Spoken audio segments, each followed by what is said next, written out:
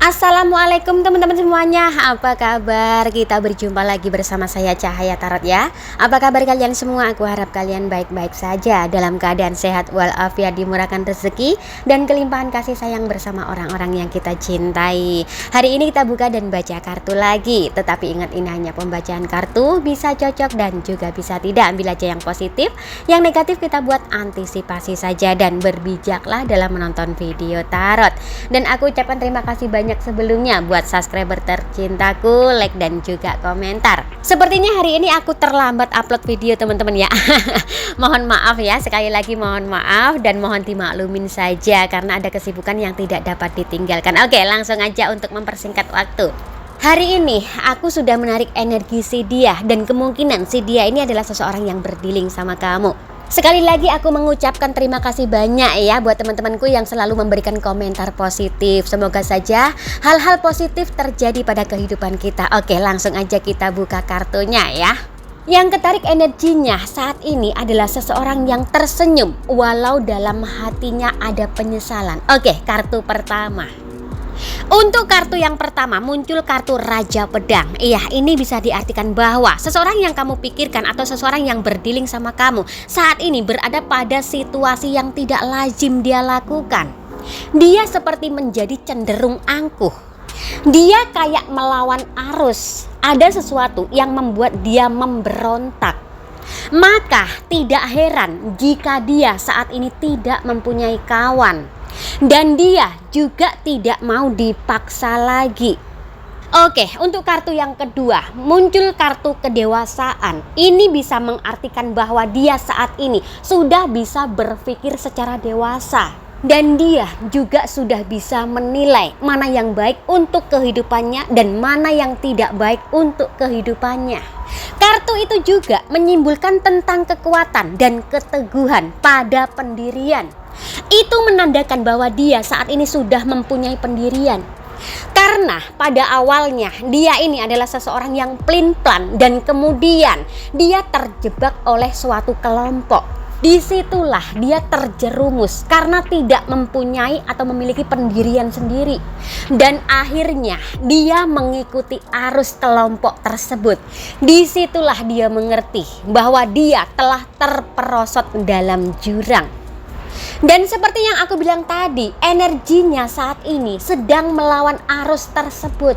Karena dia ada penyesalan yang sangat mendalam. Ada kerusakan dan kehancuran yang dia alami dalam segi materi dia, hubungan dia, asmara dia, semuanya berantakan, kacau balau. Oke, kita lanjut. Wah, parah nih.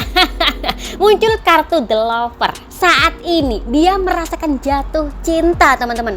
Karena perasaan cinta itulah yang membuat dia bisa berpikir secara dewasa. Dan karena perasaan cinta itulah dia bisa menilai bahwa selama ini arus yang dia ikuti adalah arus yang buruk bagi kehidupan dia. Maka dari itu pendirian dia muncul.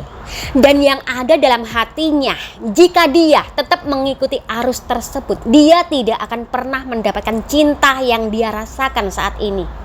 Kartu The Hikpritis yang muncul ini, jika dihubungkan dalam segi asmara, ini menandakan bahwa perasaan dia yang dia rasakan saat ini sangatlah mendalam dan lebih spiritual. Jika selama ini dia memiliki perasaan, mungkin perasaan itu biasa-biasa saja dan sebatas itu saja, tetapi yang dia rasakan saat ini lebih ke spiritual. Muncul kartu 10 cangkir. Di dalam gambar kartu ini ada 10 cangkir berbentuk busur. Itu bisa melambangkan berkat atau anugerah, dan pelangi itu menunjukkan akhir dari masa-masa sulit.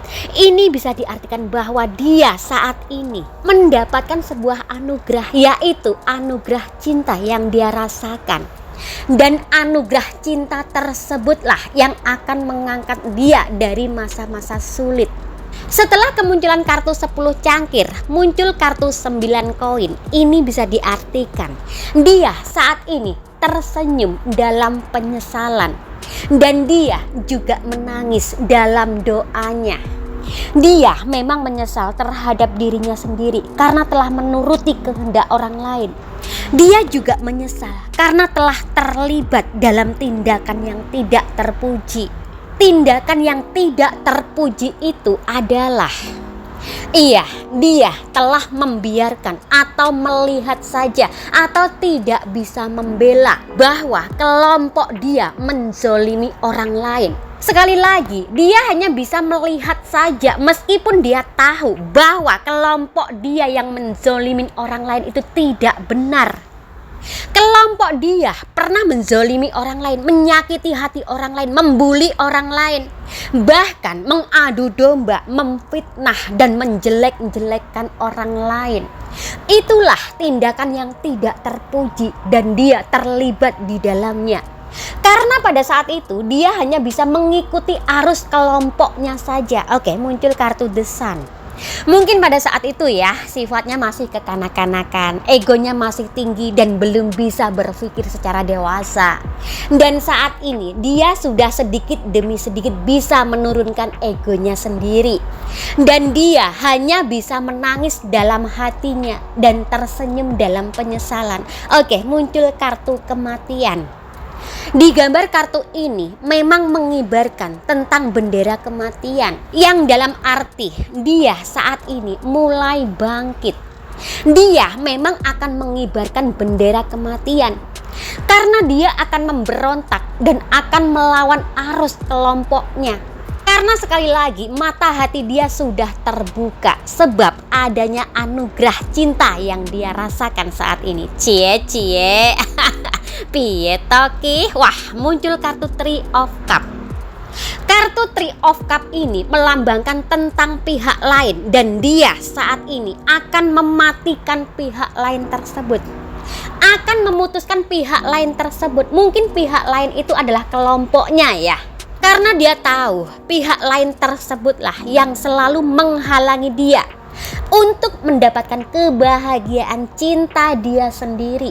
Maka dari itu dia akan maju walaupun dia seorang diri. Oke, kita lanjut. Kita lanjut dengan kartu The Hangman. Ya, kartu The Hangman ini adalah sesuatu yang digantung. Ini bisa diartikan bahwa jika dia memiliki hubungan yang digantung, dia akan menyelesaikannya. Dan dia tidak mau lagi ada permasalahan dalam hidupnya. Memang ada beberapa yang digantung oleh dia. Mungkin dalam segi pekerjaan juga dia menggantung. Dalam segi hubungan juga dia ada yang digantung. Dan menjadikan dia repot sendiri. Tetapi dia sudah mempunyai niat untuk menyelesaikannya satu persatu. Iya, memang saat ini dia fokus dan dia tidak akan bersikap masa bodoh lagi. Dan dia juga tahu saat ini jika dia bersikap masa bodoh lagi, kelompoknya akan terus menindas dia. Kelompok dia ini kemungkinan keluarganya atau circle-nya, atau bisa juga orang-orang terdekatnya yang pernah dia prioritaskan. Sekarang dia berada dalam sebuah keyakinan bahwa usaha dia nantinya akan membuahkan hasil. Usaha apa yang akan dia lakukan? Iya, dia akan melakukan usaha untuk memberontak, untuk melawan arus, dan untuk menghindar dari kelompoknya atau circle-nya. Kartu The Hermit yang muncul itu melambangkan bahwa sebelum dia berjuang untuk mendapatkan cintanya, dia akan mengasingkan diri dulu, menjauhkan diri dari hiruk pikuk keramaian. Muncul kartu roda kehidupan. Iya, sepertinya saat ini dia perlahan-lahan mendaki roda kehidupan dia sendiri. Memang selama ini, selama dia mengikuti arus kelompoknya, dia ini seperti berada di bawah. Dia tidak mempunyai harga diri dan terlihat seperti orang bodoh. Dalam segi finansial pun dia juga kesulitan. Itulah arus yang dia ikuti, yang saat ini dia akan melawannya. Kartu yang muncul ini adalah kartu masa-masa penyembuhan. Kemungkinan dia pernah mengalami sakit. Dan sakit yang dia alami disebabkan oleh permasalahan yang ditimbulkan oleh kelompoknya. Sekali lagi, kelompoknya ini bisa keluarganya, bisa circle-nya, atau orang-orang terdekat dia. Sakit yang pernah dia alami seperti sesak napas atau dada dia ini seperti sesak saking banyaknya permasalahan.